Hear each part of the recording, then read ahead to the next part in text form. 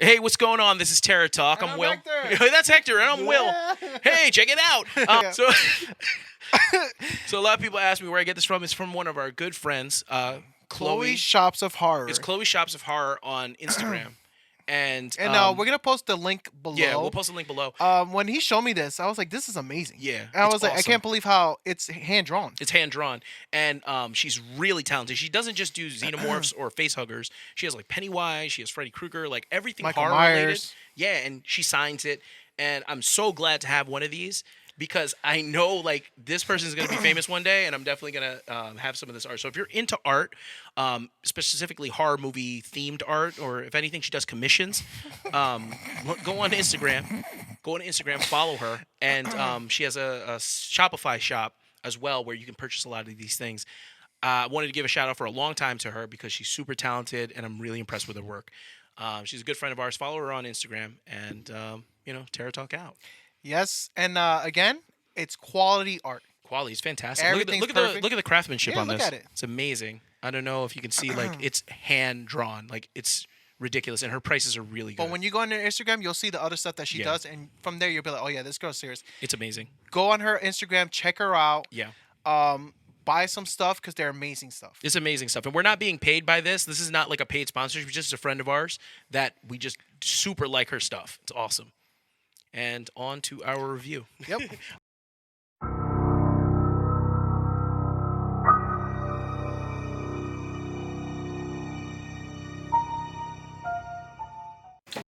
Hey, yeah.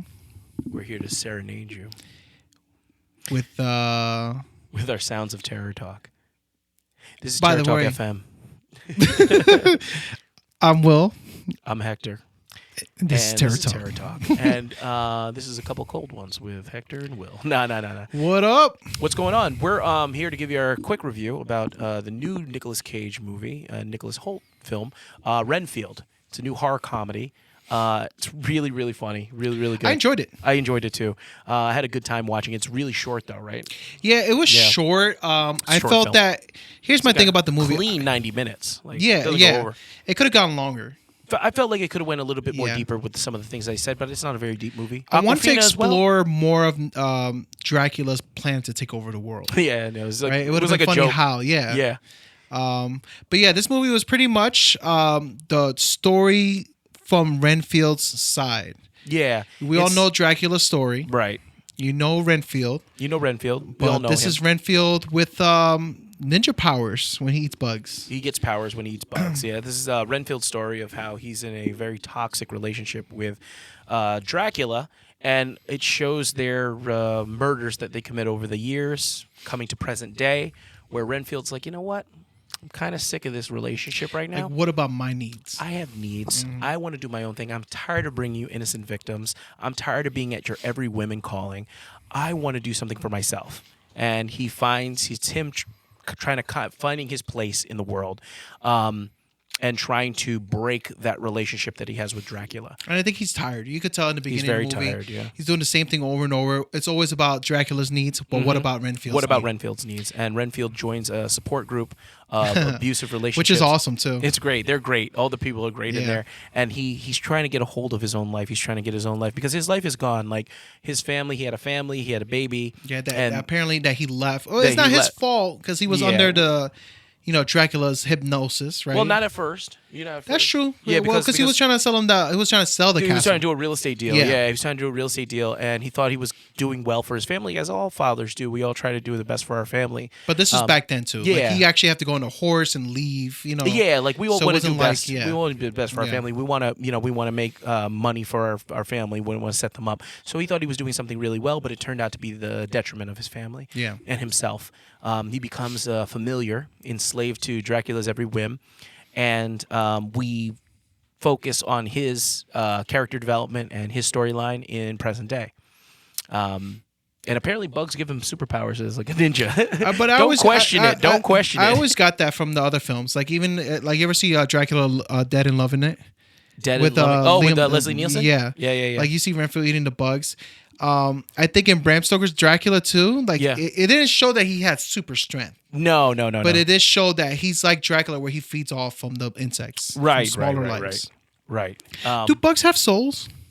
That's a movie. That's something you would have to ask a Deadite. They seem to know who has souls and who don't. And they can sniff it out, right? They can sniff it out. They can tell if a bug has. Well, the Deadites do they? from now. Yeah, this one. There's new Deadite. There's new Deadite, yeah. Do they have souls? I don't think so. I wouldn't say they do. They're delicious, though. Lobsters are delicious. Aren't they related to bugs? Yes, they are. Yeah.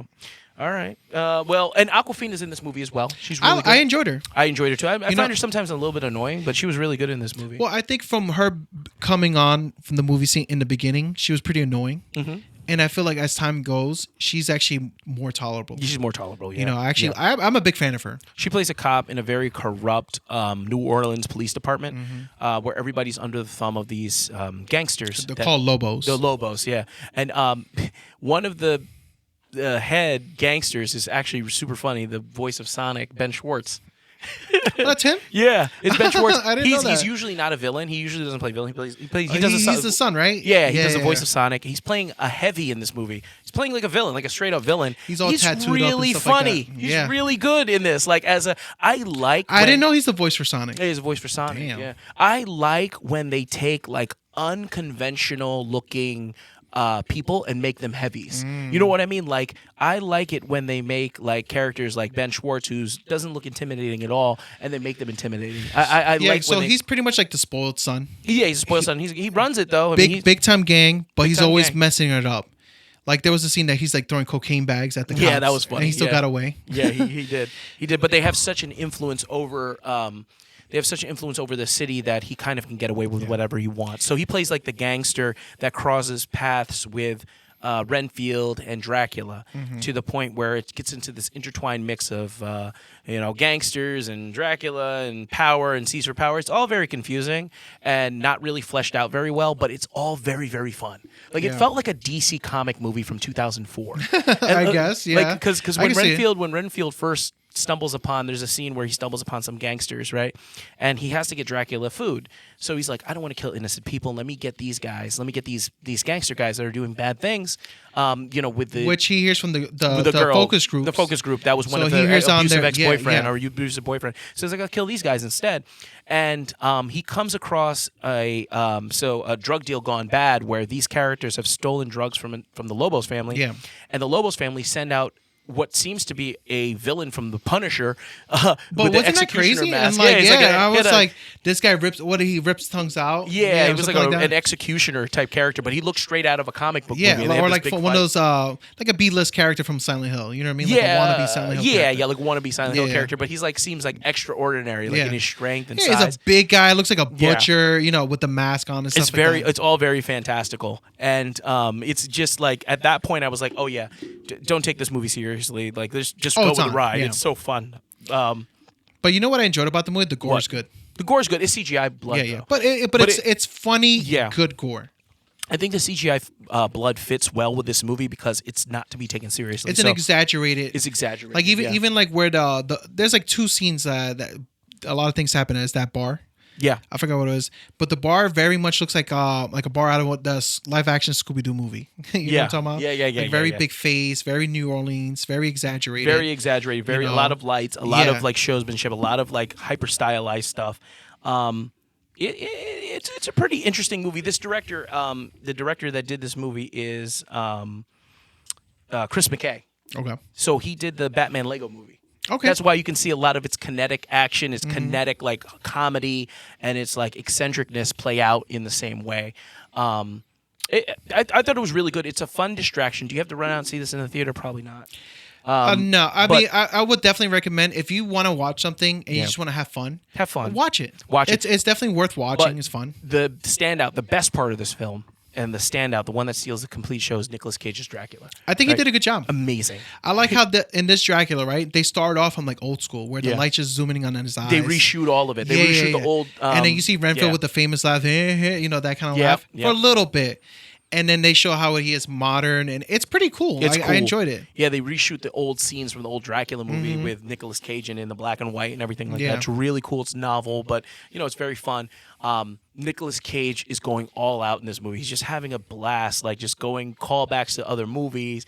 He's doing his whole it's like the Dracula in this movie feels like a like almost like a mixture of his rendition of Ghost Rider and Elvis, and it's just like all these different things, and he's like so sinister and evil. It's like Big Daddy too from Kick-Ass too.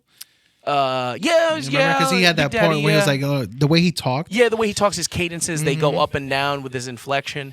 It's really funny. I do have one complaint about this movie, though. Like, there's a scene, I'm not going to spoil anything. I mean, no need to it. You could watch it. There's a scene where there's a tragedy that happens in the film, and it's so harsh. Like, it's very, very harsh in the film to our characters. And it kind of made me feel bad when I saw it, because I'm like, ooh, that was a little bit rough for a comedy. Yeah, because you liked them. I liked them. And then at the point is they kind of reverse it. They kind of retread and reverse everything. And coming from the writer of this film is Robert Kirkman. He did The Walking Dead, and he pulls no punches. So it was odd to see such a reversal in something that was so rough and harsh. And then they reverse it to make the audience happy, but it's kind of like, it's a cop-out, and that's the only thing I see. But you forgive it because the movie is just a goofy comedy at the end of the day. I like it. What would you give this out of 10? I have to give it a 6.5. Okay. I enjoyed it. I think everybody was well casted. The main leader for Lobos. Does she remind you of the girl from Beetlejuice, the one with the cigarette hole over here? She had the cigarette voice. Oh, yeah. You know what I'm talking about? She was really good in... I thought that was her. Shit, I was like, damn, she's still alive? I was like, she damn. was really good in... you remember the movie Exorcism of Emily Rose? Kind of. Okay, she was the one... she was in it? Yeah, she was the one that... Okay, so when they were making a case for Emily Rose, she was the one... I'm trying to remember her. Yeah, well, so they were making a case and for... she'll stand out because she has a very distinct voice. Distinct look and voice. She hit the pack of cigarettes hard. She's great. No, she's great. She's definitely intimidating. You feel like she really is a gangster. But she's the scene where Emily Rose, they're trying to make a case for her that she was really possessed, and she's making like a spiritual case for it. She's on the stand explaining how like the spiritual realm can be kind of it can be realized. So it's a very interesting scene. It's one of the scenes where the tide in the trial turns a little bit in the favor of the priest. I don't remember them. She's very, very good. Everybody does a really good job. It's really funny. It's not to be taken too seriously. It's short. And I liked it. I give it a 6. I'm going to give it a 6. I'm giving it a 6 as well. I want to see if I'm going over a 6.5 or under a 6.5.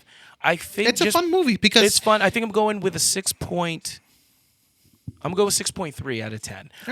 It's closer to a 5. It's more average than it is above average, but I think it is a very good time. What would you rather see, Evil Dead Rise or this? This. I didn't like Evil Dead Rise. I think this is a better film in terms of what it's doing. And also the meaning of the movie. It's like all about a toxic relationship. Yeah. If you ever been in one, more, you could relate with Renfield. Right. Like, what about my needs? Definitely. That kind of thing. I think they touch on a lot of those things. I don't think they dig in as far as they could. Yeah, well, because it's a drag. They didn't want to. Yeah. They didn't want to. I think they realized they could have. Yeah. And they touched on it and they got back. ready. But they're like, hey, this is a movie with Nicolas Cage in it. Yeah, this is Nicolas Cage doing a Dracula. Let's pull back. Let's relax. Let me ask you this before we wrap this up. Do you want to see a Nicolas Cage Dracula movie standalone? I would like it. Right. I mean... Great. I'm pretty sure he'll just say yes because you know how he rolls. Yeah, He'll do whatever. He does a lot of movies. But would you want to see it? I would like to see him in Wicker Man again. Wicker Man 2? A remake. Re-Wickered? Wicker Man 2. No, but him and Dracula again. Yeah. I like Nicolas Cage in horror movies. I think he does well. I think he's cool. Yeah. But not like serious horror, like fun ones. Do you know what I'm trying to say? Yeah, like Drive Angry. Yeah. Yeah, I like that. I do like him. And too. then what's that Wonka Willy's? Willy's Wonderland. Willy Wonka. Yeah, I love that movie. I know you weren't a big fan of that, but I do like that movie. Yeah, because to me it's a ripoff on Five Nights at Freddy. It's better. Which Five Nights at Freddy we don't know yet. Well, we'll see. I have very low hopes for that movie. My expectations are all-time low for that. So we'll watch that. We'll watch the new Five Nights at Freddy movie. My kids will be there. And we'll do it, but my expectations are low, so my rating will probably be higher than expected. Yeah. But other than that, what do you think of Renfield? Let us know in the comments below. Like this video, share this video, hit the like button if you like our stuff, and hit the bell notifications for more things, horror movie reviews, analysis, reviews, detailed things, everything, and random stuff. We'll talk about meat and potatoes if you like. Make sure you comment. If there's a movie you want us to talk about, let us know. Let us know. Give some recommendations. We don't watch movies all day, but just we miss on some. So just let us know. We talk all things and horror that's related. Pretty much it. And we hope you like it too. Terror Talk out.